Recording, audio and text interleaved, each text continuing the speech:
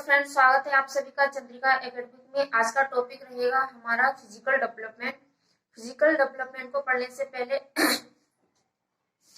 यदि आप चैनल पर नया है तो प्लीज हमारे चैनल को लाइक कीजिए, शेयर कीजिए और सब्सक्राइब कीजिए। फिजिकल डेवलपमेंट को पढ़ेंगे। फिजिकल डेवलपमेंट को हिंदी में हम कहते हैं शारीरिक विकास। इसको हमने दो भागों में बांटा है। मतलब फिजिकल डेवलपमेंट के दो भाग होते हैं, पहला ग्रोस मोटर, दूसरा है फाइन मोटर। ग्रोथ मोटर्स का मतलब होता है स्थूल गति को डेवलपमेंट। मतलब जो स्थूल गति डेवलपमेंट मतलब वे मांसपेशियां या वे मसल्स जो जिनके द्वारा हम चलते हैं, दौड़ते हैं, भागते हैं, उनका विकास होना, उनको ग्रोस मोटर डेवलपमेंट कहते हैं। दूसरी फाइन मोटर्स डेवलपमेंट।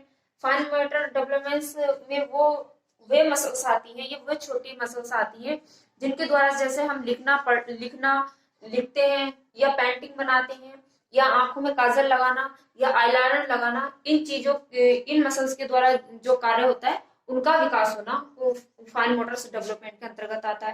ठीक, जैसे कि हम उंगलियों से काजल लगाते हैं, उंगलियों का विकास जब होगा तभी हम लिख पाएंगे।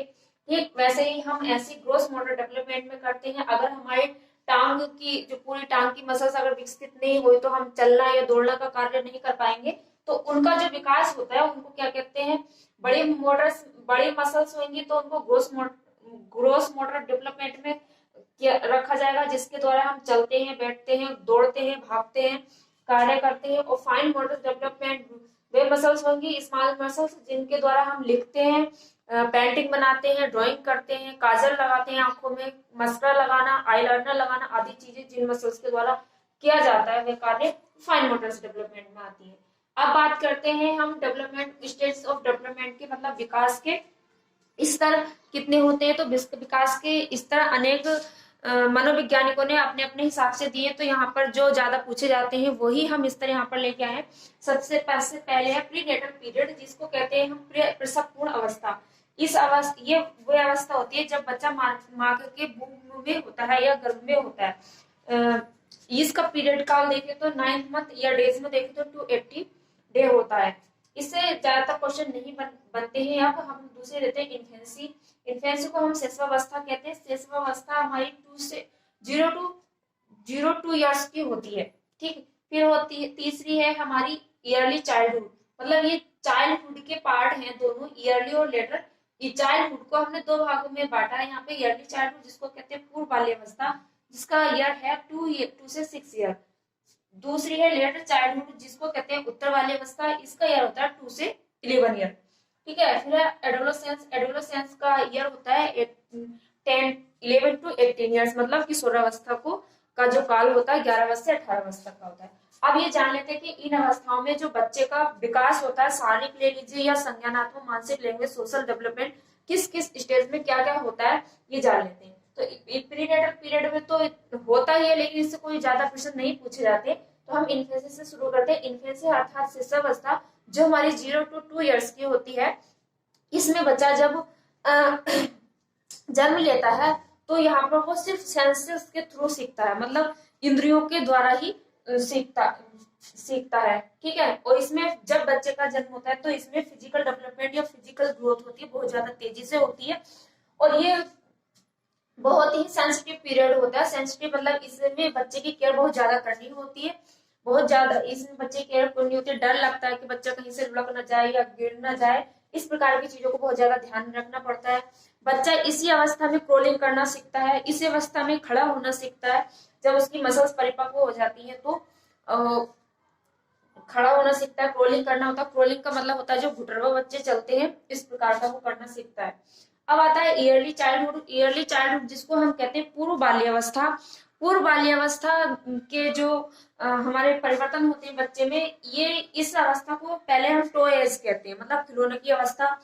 खिलौने इसमें भी है, लेकिन इसमें हम टॉय एज कहते हैं कि यहाँ पर बच्चा खिलौनों को तोड़ फोड़ना करना सीखता है, अपना तोड़ता है, फोड़ता है, मतलब कि उसमें संज्ञानात्मक विकास अपना शुरू करने लगता है, उसको तोड़ता जाता है खिलौनों को होते हैं। तो इसे ही प्ले एज कहते हैं, मतलब यहाँ पे प्ले एज कहते हैं। ये इसे ही हम प्री गैंग एज कहते हैं, मतलब गैंग एज से पहले की अवस्था प्री गैंग एज कहा जाता है। इसमें भी फिजिकल डेवलपमेंट हमारा बहुत ही तेजी से होता है। और फिजिकल डेवलपमेंट के साथ साथ ही लैंग्वेज डेवलपमेंट, मतलब भाषाई जो विकास होता है वो भी बहुत तेजी से होता है। और इसी में सोशल डेवलपमेंट भी बहुत ज्यादा तेजी से है, क्योंकि बच्चा अब घर के मतलब परिवार के वातावरण से निकलकर अपने पीयर्स ग्रुप के साथ और पड़ोस आसपास के बच्चों के साथ ही बच्चों के साथ खेलना शुरू कर देता है। तो इसमें सोशलाइजेशन, लैंग्वेजेस और फिजिकल डेवलपमेंट सब चीज एक साथ बहुत तेजी से होती है। इसे इमिटेशन पीरियड भी कहते हैं, क्योंकि इसमें बच्चा नकल कर कर सीखता है। मतलब जैसा कोई बड़ा करेगा उस बड़े को उस बड़े को देखकर वो दोहराएगा उसको या देखेगा और देखकर उसकी नकल करेगा। ठीक है, इमिटेशन पीरियड इसको इसलिए कहते हैं। अब आती है लेटर चाइल्डहुड, जिसको कहते हैं हम उत्तर वाली अवस्था। उत्तर वाली अवस्था का हमारा जो काल होता है वो होता है हमारा 6 से 11 वर्ष, 6 से 11 वर्ष तक का। इसमें क्या होता है, ये अवस्था हमारी, इसमें सूडो मेच्योरिटी का यहाँ ये मतलब है कि मिथ्या परिपक्वता के बच्चा ये समझने लगता है कि अब मैं बड़ा हो गया हूँ, मैं समझदार हो गया हूँ, लेकिन वो ऐसा होता नहीं है। मतलब वो अपने आप को महसूस कराता है कि मैं बहुत ही होशियार या बहुत ही समझदार व्यक्ति बन गया हूँ, लेकिन वो ऐसा कुछ भी नहीं होता उसमें। और इसमें स्कूल एज इसलिए कहते हैं कि यहाँ यहीं से बच्चा अपने स्कूली पढ़ाई या जिसके कहते हैं एलिमेंट्री पढ़ाई में पहुंच जाता है ज्यादा। यहाँ पे गैंग एज भी इसको इसलिए कहते हैं कि यहाँ पे स्कूल में इसके सह पार्टी या सह उम्र के पाठी बच्चे एक साथ रहते हैं और ग्रुप बनाकर ये गैंग बनाकर रहते हैं, इसलिए इसको गैंग एज भी कहा जाता है। अब आती है हमारी एडोलेसेंस। एडोलेसेंस को कहते हैं हम किशोरावस्था। इसका काल होता है हमारा 11 वर्ष से 18 साल की उम्र तक, 19 साल तक भी ले सकते हैं। इस काल को हम गोल्डन पीरियड कहते हैं। गोल्डन पीरियड सुहाना पीरियड कहते हैं। स्प्रिंग पीरियड भी ऋतु वर्षा ऋतु जैसा पीरियड भी इसको हम कहते हैं।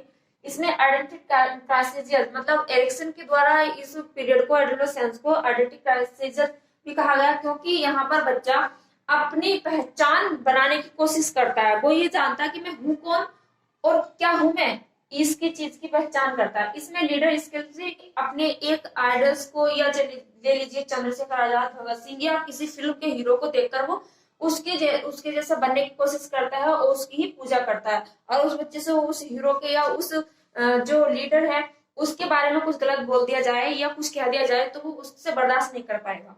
इसलिए इसको हीरो वर्शिप की पूजा की, क्योंकि वो उसको भगवान मानने लगता है। और इसी को स्टेनले हॉल ने कहा गया था तनाव और तूफान की अवस्था। वो क्यों कहा गया था, क्योंकि इसमें फिजिकल ग्रोथ के साथ साथ social, language, emotional, cognitive, moral ये सारे पक्ष भी इस पीरियड में बहुत तेजी से विकास करते हैं। इसमें यहाँ पर बच्चा संतुलन तरीके से अपने आप को संतुलन बैठा नहीं पाता। इसी बीच में वो उथल पुथल सा रहता है। इसलिए इसको एडोलेसेंस, इसलिए इसको स्टेनले हॉल ने तनाव और तूफान की अवस्था भी कहा है। तो आशा करती हूँ इस अवस्था को हम ये भी कह सकते हैं कि एक ब्रिज का काम करती है, क्योंकि हम जब बच्चा चाइल्डहुड से निकलकर और एडोलेसेंस की तरफ जाता है तो जो बीच का हमारा विंडो कह लीजिए या ब्रिज कह लीजिए वो हमारा क्या होता है, एडोलेसेंस कहलाता है। वो